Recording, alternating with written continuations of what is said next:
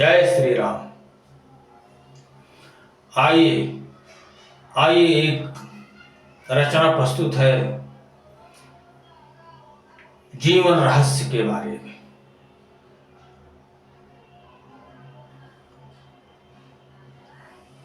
ये जीवन क्या है, उसके पूरे इतिहास को बताते हुए प्रत्येक दिन व्यतीत हो रहे हैं। आप समझो या न समझो, लेकिन प्रत्येक दिन हमारे और आपके जीवन के रहस्य को समझाते हुए व्यतीत हो रहे हैं। तो आइए रचना की तरफ चलते हैं, देखते हैं रचना का क्या कुछ कहना है।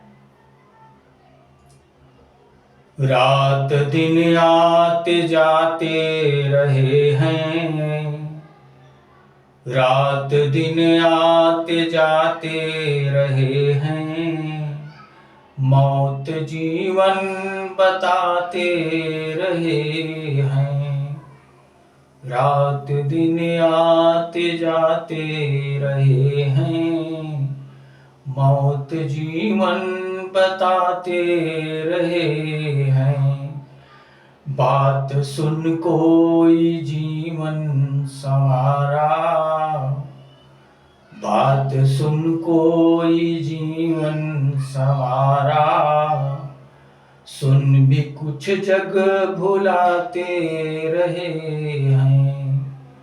रात दिन आते जाते रहे हैं, मौत जीवन दिखाते रहे हैं।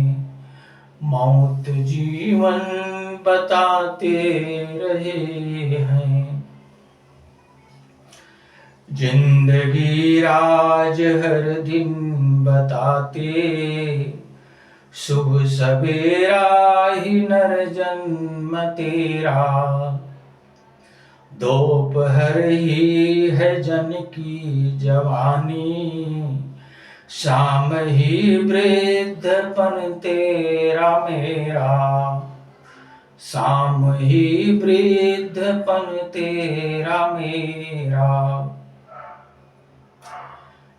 जब ढला रवि हुई मौत जन की, जब ढला रवि हुई मौत जन की, मर के विश्रांति पाते रहे हैं। मर के विश्रांति पाते रहे हैं। रात दिन आते जाते रहे हैं, मौत जीवन दिखाते रहे हैं। शर्त युग युग से एक ही थी है भी, शर्त युग युग से एक ही थी है भी, और आगे भी यही रहेगी।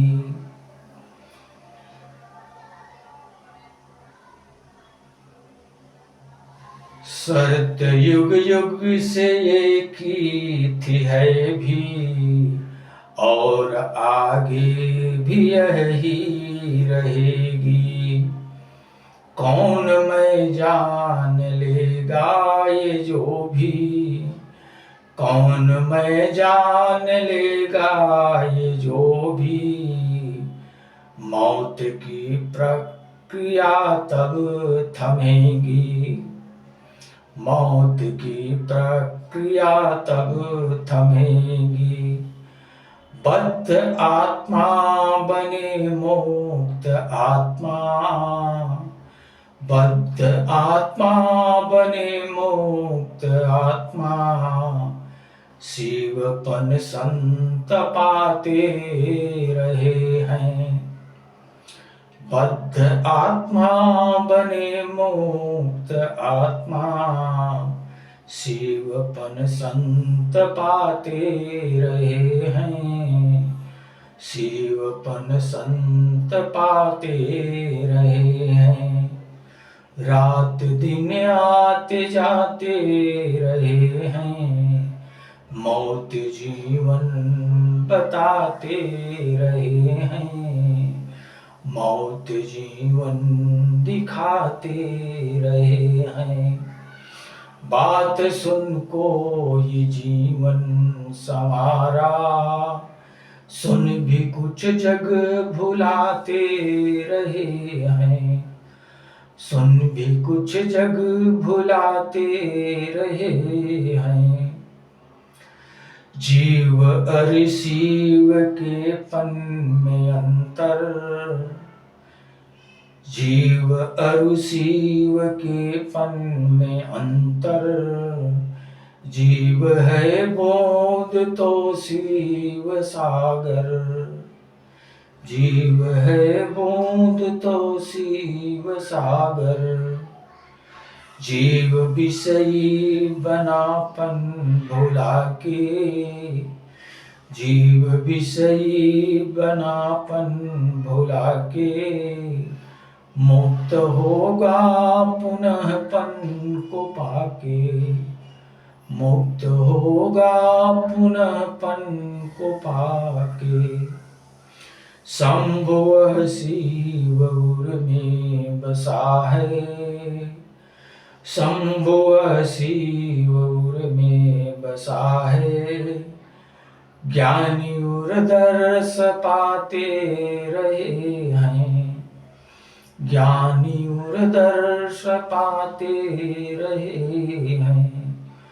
रात दिन आते जाते रहे हैं, मौत जीवन बताते रहे हैं। बात सुन कोई जीवन संवारा, सुन भी कुछ जग भुलाते रहे हैं, सुन भी कुछ जग भुलाते रहे हैं। तो ये रचना क्या कुछ बता रही है, क्या कुछ उपदेश दे रही है, आइए तत्वतः समझने का प्रयास करते हैं। रात दिन आते जाते रहे हैं, मौत जीवन बताते रहे हैं। बात सुन कोई जीवन संभारा, बात सुन कोई जीवन संवारा, सुन भी कुछ जग भुलाते रहे हैं। रात दिन आते जाते रहे हैं, मौत जीवन बताते रहे हैं। देखिए, प्रत्येक दिन जीवन के रहस्य को बताते हुए व्यतीत हो रहा है। हम और आप समझे या न समझे, सूर्योदय हुआ, हमारा आपका जन्म हुआ, बाल्यावस्था से लेकर के 10 बजा आप किशोरावस्था को प्राप्त हो गए, 12 बजा आप युवावस्था को प्राप्त हो गए, शाम का 3 बजा आप प्रौढ़ावस्था में पहुंच गए,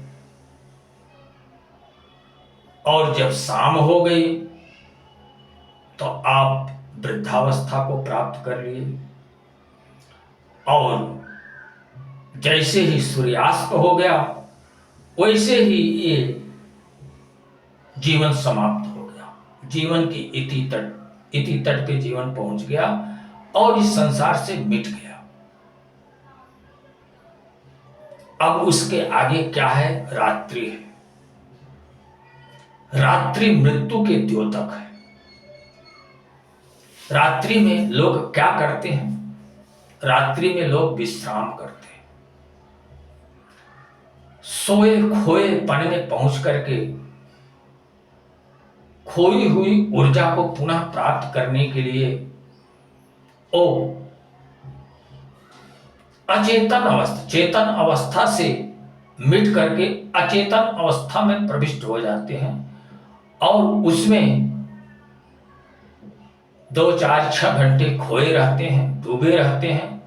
वहां से उनको पुनः जीवन की ऊर्जा प्राप्त होती है।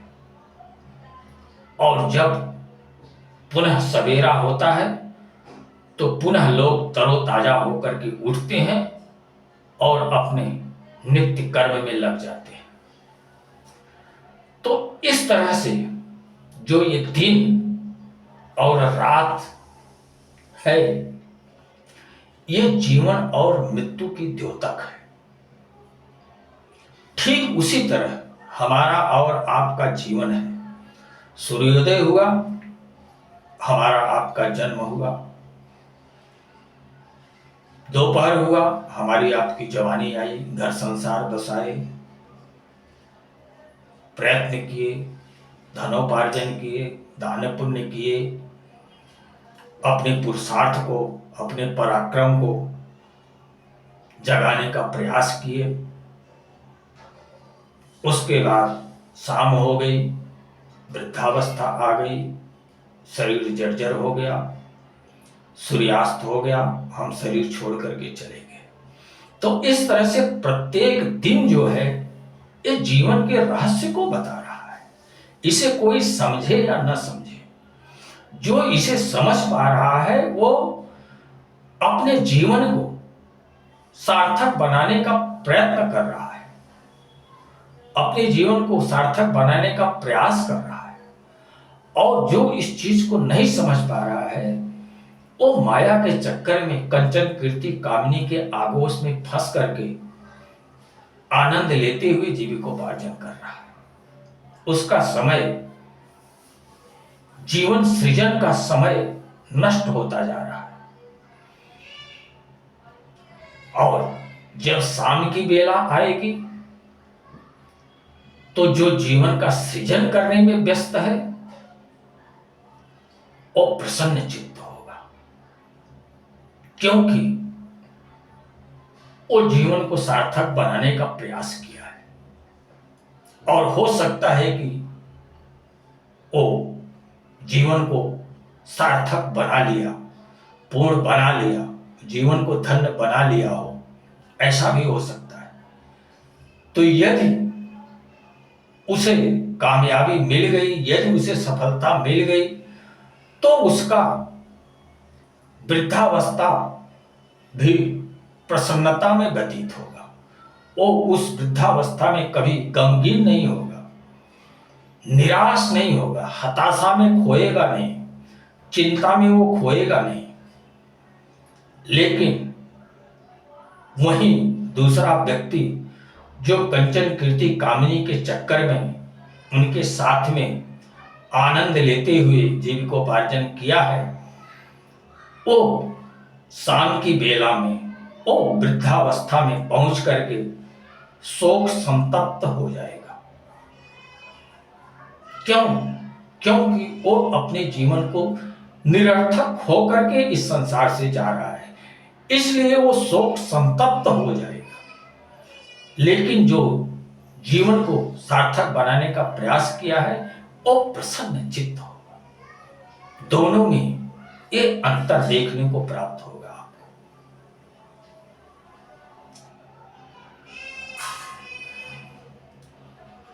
शर्त युग युग से एक ही थी है भी, शर्त युग युग से एक ही थी है भी, और आगे भी यही रहेगी। कौन मैं जान लेगा ये जो भी, मौत की प्रक्रिया तब थमेगी। बद्ध आत्मा बने मुक्त आत्मा, जीवपन संत पाते रहे हैं, शिवपन संत पाते रहे हैं, रात दिन आते जाते रहे हैं, रात दिन आते जाते रहे। एक ही शर्त थी, आदि काल से आज तक, और ये जब तक धरती रहेगी तब तक एक ही शर्त है। और वो शर्त क्या है? स्वयं को देखना है, स्वयं को जानना है, और संसित चक्र से मुक्त होकर के मुक्तात्मा पद को प्राप्त करके सुखमय जीवन को व्यतीत करना है, शाश्वत जीवन में पहुंच जाना है। अभी ये जीवन क्षणिक जीवन है। अभी जिस जीवन में हम और आप जीविकोपार्जन कर रहे हैं, ये क्षणिक जीवन है, नश्वर जीवन है। लेकिन इसी जीवन को यदि हम जागरूक होकर के सजा लेते हैं, संवार लेते हैं अपने सत्कर्मों द्वारा, तो इसी जीवन के समाप्त होने के बाद हमें शाश्वत जीवन प्राप्त हो सकता है।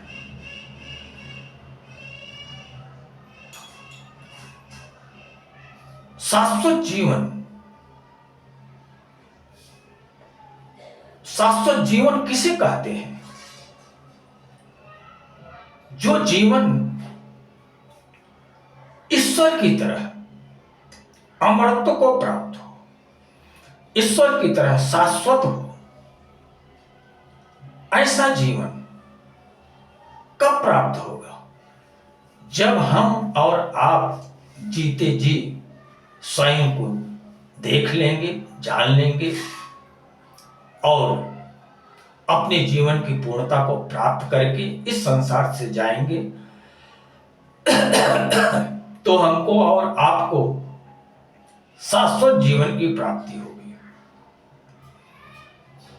अगर हम और आप स्वयं को जाने बिना इस संसार से चले गए, तो फिर हमारा वही क्षणिक जीवन होगा। पुनरपि जन्मम पुनरपि मरणम पुनरपि जननी जठरे शयनम। मां के गर्भ में 9 महीने,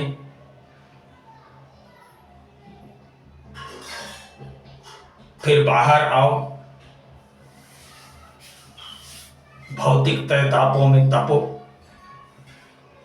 माया की उठा पटक सहो और इस संसार से चले जाओ। यही होता रहेगा। इस संसित चक्र को मिटाने के लिए स्वयं को जानना आवश्यक है। यही शर्त हर युगों में थी। सतयुग, कलयुग, द्वापर, त्रेता, कोई भी युग हो, हर युगों में एक ही शर्त थी, एक ही शर्त है और एक ही शर्त रहने वाली है। जब तक हम और आप अपने आप को स्वयं जान नहीं लेते, मैं कौन हूं, मैं यहां क्यों आया हूं, हमारा कर्म क्या है, हमारे जीवन का लक्ष्य क्या है, इस चीज का जब तक हम और आप चिंतन मन नहीं करेंगे, तब तक संसित चक्र से छूट नहीं सकते। आज करो, 1000 वर्ष बाद करो, लाख वर्ष बाद करो, इस बार करो या पुनः अधः में गिरने के बाद करोड़ों जन्म लेकर के फिर से मानव जब तन मिलेगा तब प्रयास करो या इसी बार प्रयास करो, ये सब कुछ तुम्हारे हाथ में। कर्म प्रधान विश्व करी राखा, जो जस करे सो तस फल जाका। ईश्वर आपके हाथ में आपकी भलाई और बुराई दोनों को दे दिए। आप अपना भला करना चाहते हो तो भला भी कर सकते हो और आप अपना अगर बुरा करना चाहते हो तो अपना बुरा भी कर सकते हो। आज प्रभु आपको स्वच्छंद छोड़ दिए इस मृत्यु लोक में, इस कर्म भूमि में आपको स्वच्छंद छोड़ दिए। आप जो प्राप्त करना चाहो वो प्राप्त कर लो,